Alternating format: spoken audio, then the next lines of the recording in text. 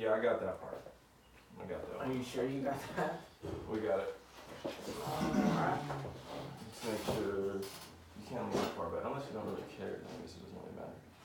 But preferably. Gotta come in and out, in and out. Okay.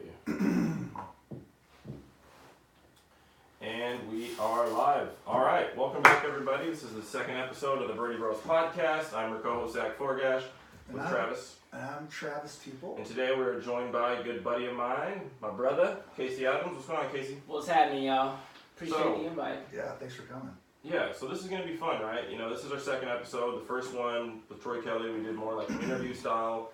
We're going to talk some shop. We'll talk a little bit about you, about golf, and it's Masters Week, boys. Yep. What do we all think? Mm-hmm. In regards to what? I mean, are you excited? What's the pulse right now? I mean, you're always excited during Masters Week. Yeah, there's nothing like it, dude.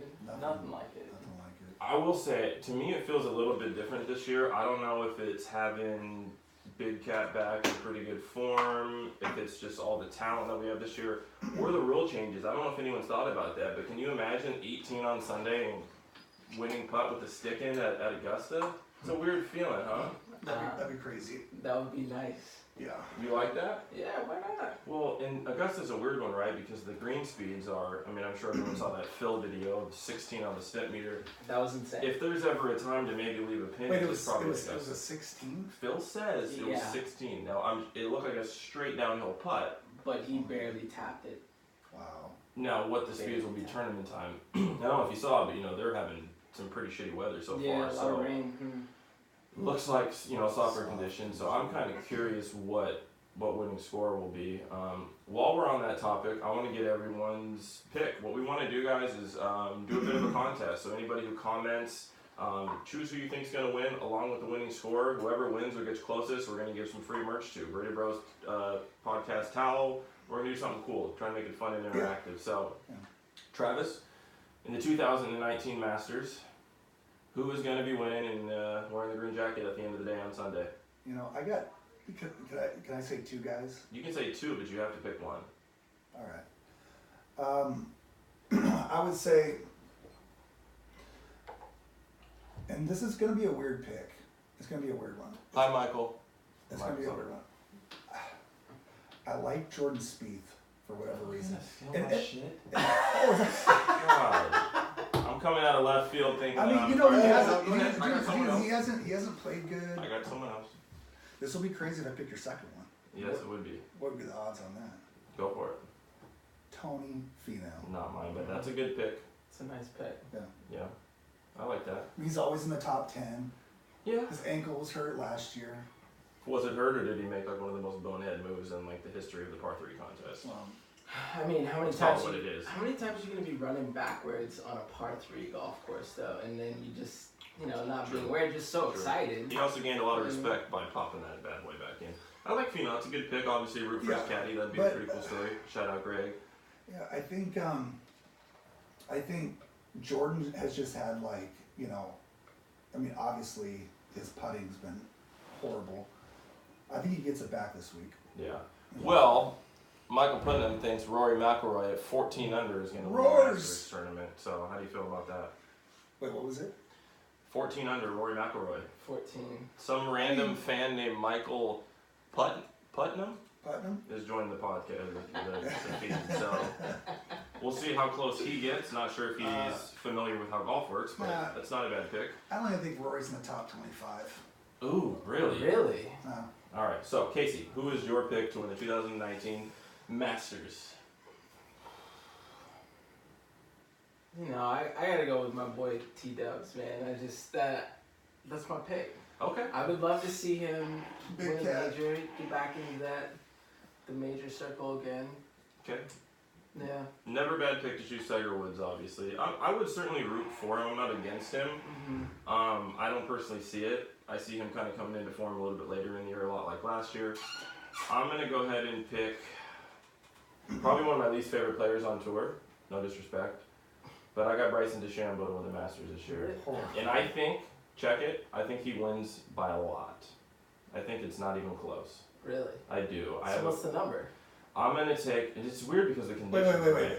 So you had Jordan Spieth win, and I took your pick, Mm-hmm. but now Bryson DeChambeau is going to blow the field out? Yep. Yeah. Yeah, that's what happened. Yeah. Yeah. Yeah. Yeah. No, here's the thing. So I like Bryson. I like Jordan. I really do. I mean, he played well in the match play, and then he played well last week, and he always plays good at Augusta. He should have won 3 times. Hey, what about Ryan? Ryan Moore? Yeah. Well, the problem is he's not in the field, so it's hard to win when you're not actually playing. He's not in He it. didn't make it, unfortunately. Took solo third last week. I but thought it's the top 50. He's like 72nd in the world Oh, after really? finishing third last Mhm. week. So that's unfortunate. Obviously, Andrew Putnam didn't make it either. He's just a few spots out. Was really, really, really hoping to see him there this year, but there's always next year, and for sure. God, Ryan Moore's not top 50? No, man, I was surprised about that too. I looked, Yeah. and he was like 87th, and then he took third, and it bumped him to like 72nd or something. So he's not there. Kyle Stanley just got in, so we got him. Yeah. He'll be there. He's playing pretty well as well. So yeah, I don't know. I think it'll be fun. I'm really looking forward to it. I think Bryson gets it. And yeah, so should be a fun week. Yeah. So, par 3 contest. What are your thoughts on that? I don't have any. Yeah, I don't think I do either. I mean, it's a cool little contest, right? Yeah. I mean, it's at Augusta. And then Never you- seen it, so. if you're a player, you don't want to win it, right? Yeah, there's the Yeah, whole, there's whole the curse, The right? curse, Yeah. I was just watching something on the Golf Channel about, it might have been Tony Finau. I can't remember. Anyway.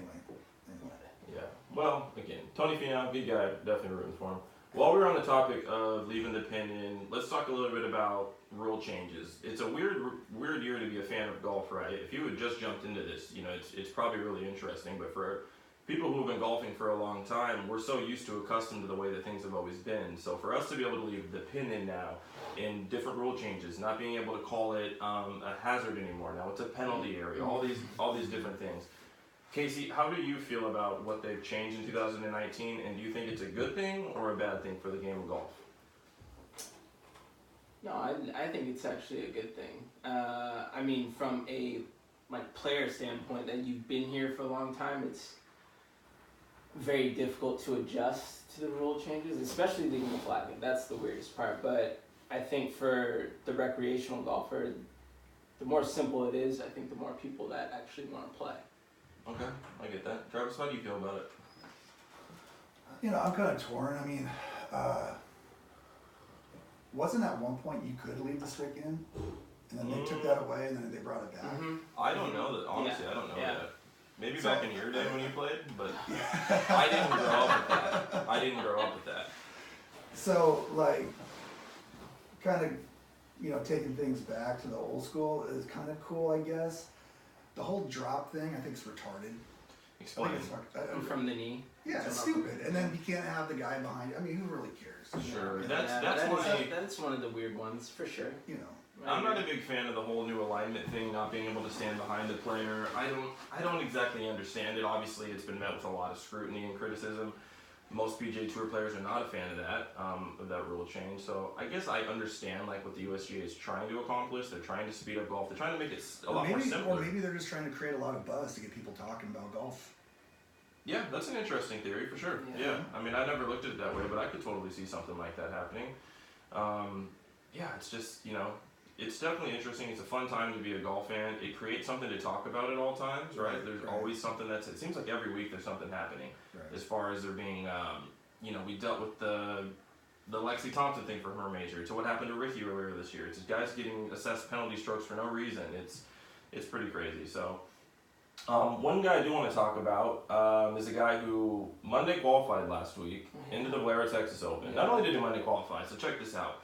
He gets into a 6-for-1 playoff. He gets into that playoff because a guy missed a 3-footer by leaving the pin in. Funny how we were just talking about that. Right. Leaves a pin in, misses a 3-footer because it hits off, blah, blah, blah. So Corey Connors, the guy we're talking about, gets into a 6-for-1 playoff. Ends up winning that. Gets into the Valero Texas Open. Ends up winning that and is now playing at the Masters this week. Yeah. Talk about an absolute Cinderella story. I don't know what this guy's bank account looked like going into last week, but I can imagine it probably wasn't too great. And now he's got $1.3 million. Pretty he's flush. playing at Augusta. Pretty flush now. He's had some top finishes this year, though. On what tour? He doesn't have status, I don't believe. I mean, he's Monday qualifying out there. Didn't he finish at the top earlier this year, down there in the desert? I'd have to look that up. I'm not too sure. Either way, it's Anyways, pretty cool. it's a cool story. Yeah, and what I really think is really neat about golf is that we have stories like that. That any given week you can have that. And, you know, tying that into you, Casey, I mean, you're a local pro, right? Not affiliated, don't have any status on tour, but that's something that you consider doing is playing these Monday qualifiers. And you can see what can be there, right? He might be the 1% of the 1%, but it's doable. Yeah. You've totally seen possible. that. I mean, I believe you've played on a VGT tour in the field that he was in, correct? Yeah, so that's pretty crazy, right? To see that. Is that something that you think about and you dream about when you see something like that? Like, okay, Oh, for sure. it's possible. Yeah, absolutely. And, you know, the more you see it, the more you believe, right? Yeah. And, you know, with him, it's a really cool story. I mean, even just qualifying and getting in last week, and then you got to play 2 days to make the cut. Right. And then you got to play 2 more good days to actually get the W. So it's that's really cool. And he And made now, 10 birdies on Sunday. Yeah. 10. Way to go. Yeah, that was pretty cool. Mhm. Good finish by Ryan Moore. Good to see him playing well again. That's Yeah. that's definitely nice. So yeah. So, what else is going on in the world of golf? Anything fun? Anything local? You playing anything? Not till the end of the month. Going up there to Canada to go play up there on the Vancouver Golf Tour before locals for the U.S. Open. Vancouver Golf Tour. It's like a mini tour of Mackenzie tour, right? It's like a mini tour for up there. Okay. Yeah, essentially I'm just trying to get reps in. Yeah, yeah. As many reps as possible. So how many events will you be playing in?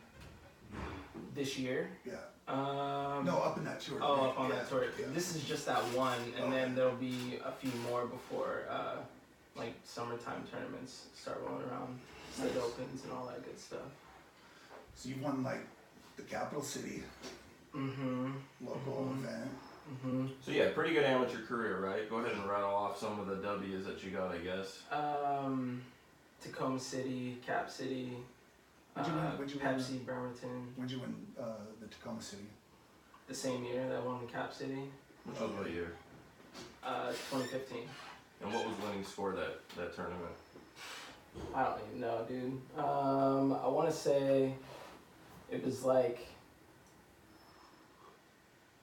6 under or something like that. Okay. Isn't that what usually wins Cap City? -6, -7? Yeah, normally. I think there's been a few times where a couple people have ran away with it. My buddy Patty Nugent, I know he ran away with it and shot 63 on Sunday. I think that was in 2016 and won by 6 or something like that. Yeah. But you don't see it too often in amateur golf, like running away, because, you know, on Sunday, Right. when you're going down the back nine, it's totally different feels, you know, than playing with your buddies and keeping everything under control. So, you know, you, again, won a bunch of amateur events. What kind of prompted the idea of, like, maybe I should take this pro, right? It's cool to win events, but you're not getting paid for it. There's obviously levels to this. But when did you decide, like, all right, well, let's see what I can do at the professional level? I mean, I turned pro a couple years ago. Well, winter of 2016, so it'll be almost 3 years. But I would say probably a few years before that. When I was living down in California, I was playing a lot with guys who, you know, Monday qualified for the .com or had like partial status, you know, played D1 golf like studs, and I was competing with them, dude, and I was just like, you know, maybe I can do this. Yeah. And that's, You didn't play in college? I did. I played at Chabot College down in the Bay Area. Okay. It's a little junior college down Nice. there. Yeah, that was a lot of fun. Yeah, so that was kind of where the idea started to. Yeah. Yeah, and it's cool because, like, you know, me, Travis, you know, obviously you're friends with a lot of guys at Tacoma who, you know, played all sorts of different levels, from the PGA Tour level to just different mini tours and whatever, right? So you kind of get to see how good someone needs to be to make it on there. You know, I'm fortunate I have a lot of friends, and we've played hundreds of rounds of golf together, so I can, you know, can kind of see it too. And what I really like about your game is I feel you might not have the same physical talents as some of these other guys, but you outshine a lot of people when it comes to work ethic. Your drive to want to play this game of golf, I feel like, is right up there with anybody, right? And a cool thing about golf is maybe you haven't exceeded your expectations so far, but you're still young, dude. Like, that's what I love about it. And even if you never end up reaching the PGA Tour where you want to be, the fact that you went out there and pursued it to the level that, you know, the highest level that you feel you can. I mean, you love golf, dude. You play 36 holes almost every day, and, like, you can't get enough of it, you know. I get to hole 14, and I'm about done. Like, I'm over it, you know. And there's other guys who I feel like have more talent than you do, who aren't going to be able to reach it because they don't have the motivation or the work ethic that you do. And that's something that I really appreciate that about you. You know, when the U.S. Open qualifier came around, you were probably one of the first ones to sign up. You know, you had something that you saw on the schedule, like, I want to play this. We have friends, I'm not going to name names, Brady White, screw you, who has a ton of talent, right? And just is too lazy to want to actually, like, go and sign up when he has a really good shot of making it. You know what I mean? And that's what I really respect about guys who it's like, maybe I'm not going to make it, but I'm going to go out there and I'm going to give it my all, and I'm going to practice for it, and I'm going to see what happens. And, Absolutely. And I totally believe in that, and I like that. So, yeah, that's kind of cool for me. And, you know, where do you kind of, like, what are your big plans for the year? Is there an event that you've looked at and it's like, this is where I want to play? Do you want to Monday qualify? Do you want to play Q School? What is it that you're trying to, like, what's the big goal for 2019? Definitely getting ready for Q School in the fall. That's something I have not done. For web.com or web.com? Yeah. Okay. That's something I have not done since I've turned pro. And I would like to play in some more Monday qualifiers, which you gotta pay some coin for that, dude. It not costs cheap, money. huh? No, it costs money, dude. And I know a lot of people, they see this on TV as like this glamorous lifestyle, and it's not, dude. It's a grind. Yeah. It's a grind, man. Every penny. So but Q School in the fall, definitely state opens, going back to Colorado, Utah, Long Beach, Waterloo over there in Iowa. Okay. Definitely the other plan is to surround myself with other guys that are doing the same thing as me. Since I've been pro, I've just kind of been doing it on my own, and I think that's one thing I have not done yet, is actually traveled with other players that are doing the same thing, because I mean, that's what you have to do, right? You have to surround yourself with people that are doing the same stuff as you. For sure. If you're And trying that's to how you get better, right? Yeah. I mean, I feel like that's how I've gotten better with my game, is like, you know, I have these friends like you who are pretty good, and I just try and finagle my way in by, like, trying to challenge you guys, and I'll lose some money, but I'll get better in the process because I'm going to play with them. It's a little system I have, you know what I mean? And you guys are probably like, I don't know how you became friends with us, but somehow I just play in all your guys' groups now. So I feel like the point I'm trying to get at is, to get better, you need to play with people who are better than you. Absolutely. Yeah. That's what it's about. Yeah. So you that's have to. cool. I mean, that's with every facet in life, right? Yeah, for Not sure. just with golf. And I want to transition to something a little bit off topic for that. Let's talk a little bit about Chambers Bay. So we're both caddies there, we work there. Travis, you know that course very well. You live across the street from it. We're back open for business, man, and it's been a really fun and interesting month so far. You know, people have been asking about what are the new greens like, and I think that it's been overwhelmingly positive as far as how people think about it. I tend to be a bit more critical in my just review of things, because I know the potential of that course and what I want it to be. And I'm certainly very happy with where it's at right now. By all means, I'm very happy. I think it was a really good decision and a good move, evident by the fact that our course record has been shattered already multiple times just in the couple weeks that it's been open. If that doesn't say anything, then I don't know what it does. You know what does. But what are your feelings? We've played it once so far. We're going to play it again later today. How do you feel about New Chambers Bay? You know, I've always loved Chambers. I mean, even when they first opened with the Pure Fescue golf course, it was really cool. But now I think I love it even more, because it's, you know, you're getting what you expect for, right? And beforehand, you know, it was always kind of dicey when to go out there and like, oh, how's the course actually going to be?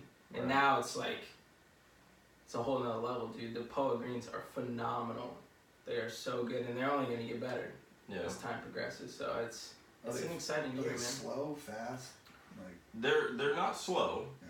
They're probably about the same speed as what the old ones were, maybe a little faster. 7, 10, and 13 are definitely a lot faster. For those who don't know, those were planted about a year and a half earlier than the rest of them. Those are probably running a solid 11 right now. And we're in April, man. Like, come summertime, I don't think they're going to be able to slow those greens down. I think they're going to have a really hard time doing it. And it doesn't react like normal POA. Like, you don't leave footprints. You can walk in people's lines. It doesn't do the same stuff that other POA that I've seen does before. Yeah. You fix a ball mark, it feels pretty loose underneath there, but you don't leave big ball marks. Like, it's still firm. So it's different. It's not super fast yet. I think by intention, right? They're not mowing them super tight yet. And I think they will here, shortly. But... yeah, and I mean, and you've talked to a few guys who have played it, right? Michael's played it. What have you heard so far about it? No, it's all been positive. I've heard that they're slow, but I also heard that they were fast right after that too. So yeah. No, but everything's been positive. The only thing negative that I've heard about it is that idiot Lattenberg. Okay. Yeah. Let's talk about Lattenberg. Good old John Lattenberg. What would you like to talk about with him? I just think he needs to shut up. So I think what you're trying to get at, right? like on his Twitter account, pull up his Twitter account. Let's read that. I don't know how to do that while we're doing this, but anyways, I know what you're talking about. I'm you pulled up on there. I'm gonna pull this in. And to give a little bit of background, right? So John Lattenberg, he kind of spearheaded this whole Chambers Bay golf course from the jump. He's been involved. Well, he thinks it's his golf course. Sure. And if I'm going to stay neutral and try and be unbiased with this for the sake of the conversation, his whole argument is that he wants the upper tee box on 9 to stay, right? Mm-hmm. And we know that, Michael Putnam, who's kind of helping do some of this stuff too, they're trying to get rid of that, right? And the reason for that, at least to the best of my knowledge, is they want to build a hotel. They want to actually turn this into a destination and a resort. And while I love that upper tee box on 9, it's quite frankly one of the funnest shots, one of the best views on the entire golf course. It might be one of the best par 3s ever. If the trade-off is that we get what we've always wanted at Chambers Bay, then get rid of the tee box. I'm okay with that. That's a completely fair trade-off in my mind. And for guys like Lattenberg, who are, we'll call them old heads if you will, he's not a fan of it. And I think what you just pulled up there is that he went on a bit of a Twitter rant to Aaron Levine. I decided to build a golf course for the U.S. Open. That's just in his bio. He did it, didn't he? Look, I don't know exactly. I've caddied for the man a few times.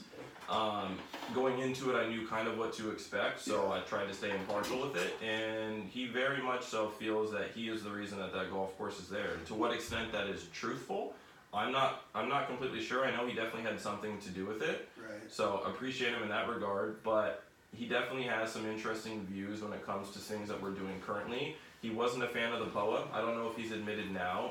You just worked for him, did you not? I did. What did he have to say about the new golf course? He liked it. With the exception of 9, with them wanting to take that out. That is really the only bad thing he had to say about it. The rest of the golf course, and even Robert Trent Jones Jr., who was actually out there that day, and we ended up talking a little bit about the 9 tee box, and he wasn't a fan of it either. But he said he loved the POA. He thought the POA was fantastic. Yeah, and I don't know how anybody can really argue against that. I mean, I know initially they thought, I think a lot of it too is they don't want to admit that their ideas were wrong. They had this whole idea of let's do fine fescue on the entire golf course and see how it turns out. And it's a hard decision, to be able to admit, I kind of messed up. And it's unfortunate because when people think about, who aren't from here and they think about Chambers Bay, it's met with a very negative connotation. They think about the 2015 U.S. Open. And, I don't enjoy that. I don't appreciate the way people talk about our golf course. And they don't know what our golf course is generally like. When I watch it on TV and go back on YouTube and watch it, I don't recognize that golf course. It's not even the same golf course. It's different. And I understand that they had to do what they had to do to make it a U.S. Open quality, venue. But we don't have to deal with that anymore. And I think going forward, the USGA, they'll probably put us through the ringer to be able to make sure that our greens are met to the expectations that that they need to have another event. But I think we're going to be back there. But from a rating standpoint, it was like off the charts. It was. The sales were. It was. The TV ratings, the tent sales, all that stuff. It was the most ever, in the U.S. Open. And it was great TV. You know what I mean? Coming down Sunday, it was it was very dramatic. It was good theater. It absolutely was. It was a good event. But I don't want to be known as that golf course who has shitty greens. I don't. And again, we did. Now that they're gone, I feel like everyone can be like, you remember when we had those old greens? How bad were they? But at the time, nobody would say that. Everybody was, they wanted to stay biased, and I understand because I love that golf course as much as anybody. So, yeah. I mean, but when you're going on Twitter and you're putting out like, I decided to build a golf course. Is that coming from your bank account? Yeah, and I mean, look, I the decided. guy I has an decided ego, to build. there's no question. Yeah, no, it's a joke. It's a joke. It's a Right. joke. Yeah, and you probably know from some of the people you know, right? We Right, don't have to name names, who probably know some other details when it comes to some of those things. I don't know those, you know, and I just know the way he's kind of portrayed it, you know, and that he's not a huge fan of some of the things that we're trying to implement, you know, going forward in the future. And it sounds like there might be some loopholes that were found as far as how we're going to be able to remove that 9 tee box to be able to build. And Right. you know, we built more tee boxes down there, up up on the side of 8, so that you can be able to play from there. And I think the plan was to maybe try and keep one of the tee boxes up there, the U.S. Open one. That might not be able to happen to be able to have that shot. But there are a lot of other cool views on that golf course. Anyone who's played it, I'm sure that they know. So Yeah. again, if that is the trade-off, that's fine with me. It's not a big deal. I know, but we're talking about making things better, right? So we Sure. actually have a chance to get a U.S. Open back here at some I point in time. agree. Yeah. Right? Yeah, and And he's, he's railroading this whole thing for what? Sure. And look, it's all a learning process, right? The golf course has been open now for 12 years. We had a U.S. Open 8 years into the golf course being built. That's never happened in the history And I of think golf. once the resort goes in there, they should put golf carts on the course too. Interesting. Why? Yeah. So, and you played that golf course, so you know how it is. I mean, it's walking only, right? Why Yeah. would you want golf carts on there? Well, I think with just walking, it limits the demographic that's going to come out there. Agreed. So you're gonna put hotel rooms on site. Mm-hmm. You want to be able to reach as many people as you can. Sure. Now the nostalgia of it just being just a walking course only, it's a cool in thought, but we're not Bandon Dunes. Sure. You know, it's not Bandon Dunes. Mm-hmm. It's Chambers Bay. And so, that's my thought on it. See, I think the issue with having the carts, one, is that the golf course is really undulated, and so with having people drinking alcohol and driving carts on some of those slopes is not a good idea. Yeah, no, that's I a mean- bad accident waiting to happen. Yeah. But Yeah, I can see that for sure. I think just with a lot of the holes out there too, you would have to literally plant new cart paths around, or you're walking 50, 60, 70 yards to the fairway and then back to the cart and then driving around. Yeah. Because there's no other place to put a cart path. Yeah, and they implemented last year, the year before, this thing called a lower loop, where you play the 9 holes that are below, essentially. So for guys who are older, physically not capable of it, that they could get around and play it. Right. That doesn't exactly solve our issue, though. You know what I mean? You can't play 18 holes doing it that way. So that I don't, I get it from that aspect. I want everyone to be able to have an opportunity to play that golf course.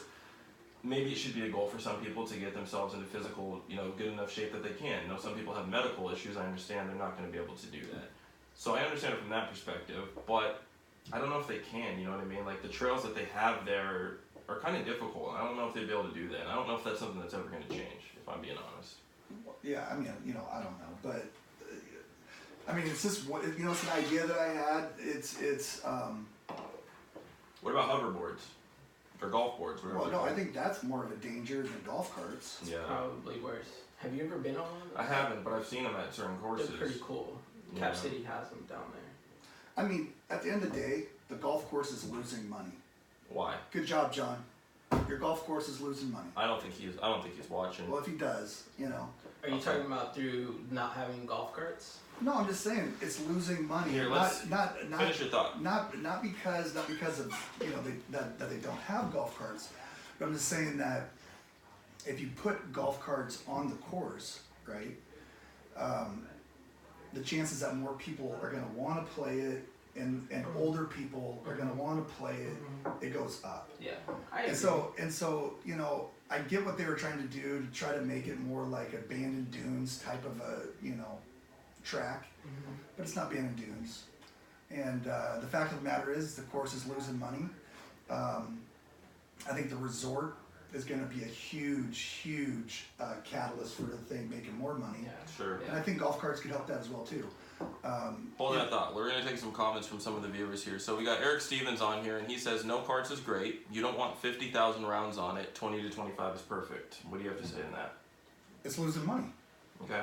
It's losing money. I mean, there's taxpayers like myself that have to pay for this thing, subsidize it, and It's losing money. And his response is higher greens fees, less people equals the same as low greens fees, more people. What do you think of that thought process? Higher greens fees equals lower? Equals less. Higher green fees are making less people, Right. because you're kind of eradicating people, I guess, who can't afford it, would be the thought process there, and it equals the same as low greens, more people. No, I'd agree with that. I get what he's trying to say there. No, yeah, I'd agree with that. Yeah, and then we got, let's see if I can get it here. Carl Everett, who is a caddy also at Chambers Bay, works on the turf crew too. Used to be a assistant caddy master. So What he up, says it'll kill the fescue in the fairways and we'll wear it out. So what do you think about that? By having The golf carts? yeah, just trampling all over the place out there. But that's what I'm saying is that you would have to carve new cart paths out there, and that would take way too much time to move earth out there just to put golf carts out there. Yeah. Yeah, I mean, fescue is. I mean, he says fescue can't take the traffic. In my opinion, I think fescue is pretty resilient. It seems. My point is that the discussion needs to go from like, okay, where John's trying to keep it as this no homes on the course, don't build out the resort, don't touch this, don't do that. At the end of the day, the course is losing money. And where I'm coming from is like, okay, how do we get this thing making money? Right. And I think By all accounts, we're not. From everything I've looked at online, and there's no one there who would tell you this. It doesn't seem like Chambers Bay is profiting. And I've tried doing as much research on this as possible. I don't know the exact answer to that, but I don't know if we are making money or not. So to your point, yes, that's kind of what we need to do, right? Yeah. I mean, you're trying to innovate, right? Yeah, exactly. I mean, I agree with that, a resort is definitely needed. Yeah. And it would be nice. I think for all the caddies there, they would be like, yeah, it's fantastic. Well, maybe if there were carts, you had to get a caddy, and the caddy was the driver. Yeah.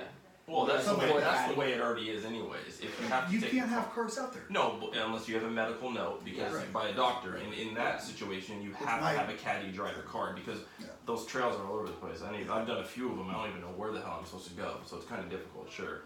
How do you feel about it being a caddy-only golf course? That's something that's been talked about before, not very highly. But how would you feel about only having like a 4 caddy? You know what I mean? That you have to take a 4 caddy. Say if you've never played the golf course before.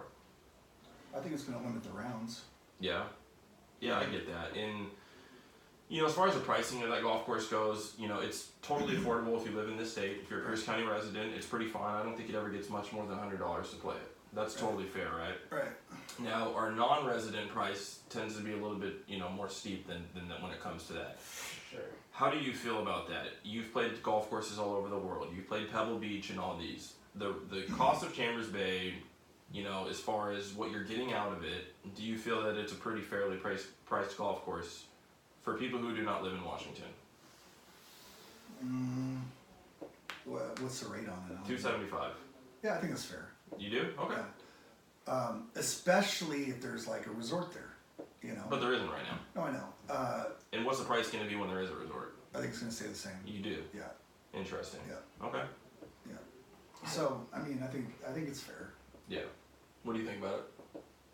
Yeah, $275. I mean, I've played Pebble, I've played Spy, I've played some pretty nice golf courses. And I mean, when you go to those types of golf courses, you're paying, for the name, right? Right. Yeah, and we have Pebble US Beach Open and on all the books. memories and whatnot, right? Sure.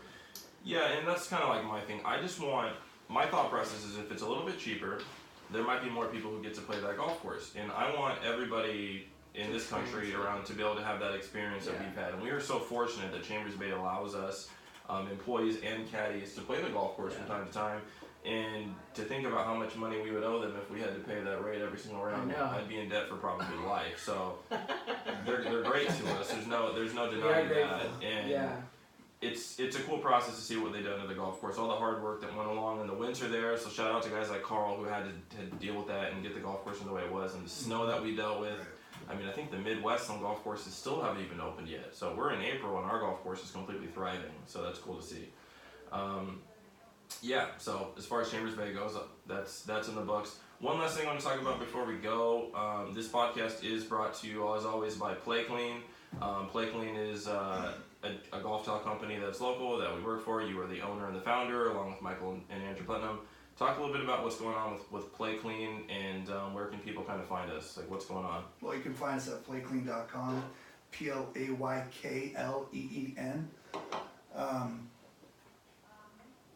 Just pushing towels, man.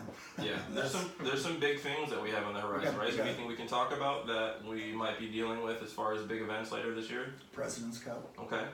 President's You Cup. hear that, everybody? We're doing towels for the President's Cup. Yeah, that'll be cool. Really So how cool is that, right? I mean, to be able to be a part of that.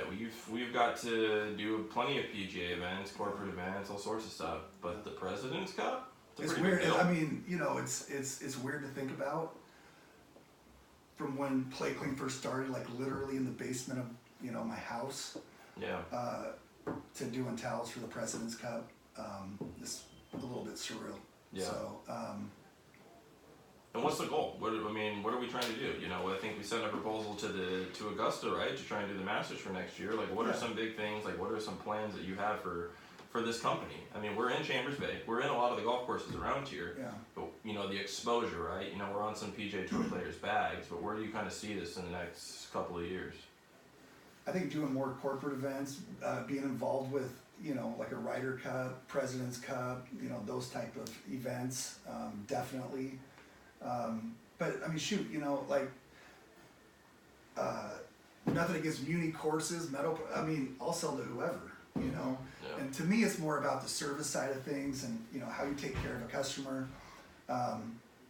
Because every little bit matters, and, you know, I want to get the Play Clean name out there. So, no, but it's been exciting. Some of these, you know, events that we've been able to work with over the years. It's, you know, like I said, it's surreal. So, Yeah, it's been cool. So, and it's been fun for me to kind of be a part of it, to kind of see the way things are going too. And it's a pretty cool company to be involved with. So, any last thoughts? You guys have anything you want to include before we wrap this bad boy up for the week? Let's go T-Dubs. Let's go to Big Cat. Where you at? What about you? Anything? We're it sounds like what people want to see on our next episode is John Ladenburg. Think we can make that happen to get him in studio? I would love to have him here. Yeah, I would love to have him. I could be a mediator. He might want to sit in. Look, I understand this platform is nothing, right? We don't have a huge audience, whatever. But I think he's the kind of guy who would be interested. And maybe we can bring Michael here too. That would be great. You know. He's and I don't know if a lot of people know this, but he's kind of the other side of the coin, right? Like, Michael does have an involvement in what Well, goes he's on in calling Chambers Michael Bay. out on Twitter, you know. Well, he didn't do I mean, that. let's talk about it. Let's talk about it. He didn't call Michael out, but he calls out his ideas, sure. He did not specifically tag Michael Putnam. Said, I don't want that to be out there. He did not do that. It was Are you sure? To what I read, it was to Aaron Levine. But either way, it is in response to some of the ideas Well, let's that get Michael him in Putnam here. has. Let's get him in here. Let's have a conversation. I think we should make that happen, and I think we could get Michael too. That would be a really fun, civilized conversation to see it. Because my whole thing Well, I don't know about civilized. I mean, it goes wherever it goes, you know, sure. I think it's creative, you know, getting both sides of it, because you know the guy who is trying to innovate and make Chambers Bay more appealing to everybody, and then you know the guy who kind of started the idea. So Yeah. it would be interesting to get both of I them. mean, there's trying to mad get on it. respect, you know, that he started this whole thing. He was like the catalyst that got Right. everything going. Right. But it didn't come out of his bank account. That's true. It came out of the taxpayer's bank account. Mm-hmm. And you know, he was the lead dog on it. You know, good job. But things need to change, and you know. Well, we just got a response saying that they can make that. Eric says he can make it happen. So Perfect. we'll try and schedule that, and I think that would be fun. Yeah, Yeah. that would be cool. And my whole thing again is whatever we can do to make Chambers Bay. I want to optimize that course and to make it, you know, to be absolute, just the best it can possibly be. It's such a cool golf course, right? Yeah. We have one of the coolest golf courses in the world in our backyard, and a lot of people don't know about it. A lot of people don't play it. It's gotten really mixed reviews over the years, and I think we're definitely on the come up with that. And I'm definitely excited to see where we can go with that. So, Yeah. I think that's all. Are you guys good? Well, thanks for stopping in. Yeah, this Appreciate is cool. it. Yeah. Yeah, That's and cool. we want to do more. People, you know, tell us what Yeah. you guys want to see. We want these roundtable discussions to talk about it. I think those are interesting. I think when we have guys, former PGA Tour players in, maybe people want to hear their stories. Yeah. It's up for debate, right? I have no idea. We have no idea what we're doing. We just want to talk. We want people to be interested in it, and we have a lot of friends who know what they're talking about when it comes to golf. So I think it's fun. we'll try and be back either later this week or sometime early next week. Let's see how it goes at Augusta. And until next time, we're out. Peace.